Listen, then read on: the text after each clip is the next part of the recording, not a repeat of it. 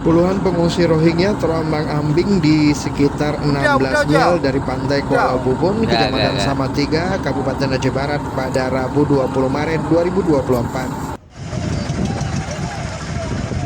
Mereka terlihat berada di atas lambung kapal dengan posisi setengah Tolong tenggelam bantu sambil nih melambaikan orang tangan Rohingya nih, meminta tolong bantuan. bantu kawan-kawan.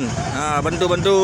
Beberapa dari mereka bahkan dilaporkan telah meninggal akibat tenggelam dan terbawa arus. 6 orang telah berhasil dievakuasi ke darat. Mereka terdiri dari 2 laki-laki dewasa dan 4 wanita.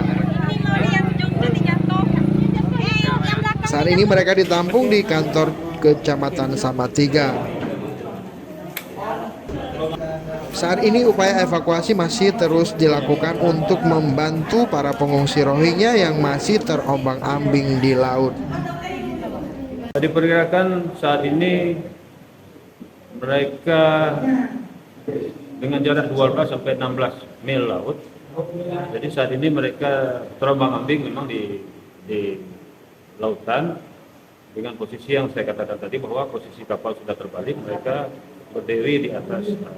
Dan menurut informasi yang disampaikan juga pada saat kapal terbalik ini ada yang sudah meninggal dunia.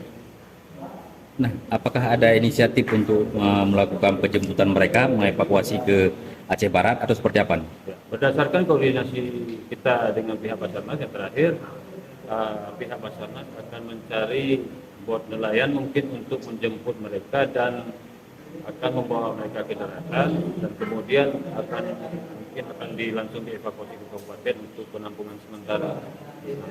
Untuk selanjutnya apakah nanti akan dibawa ke provinsi itu nanti koordinasi lebih lanjut.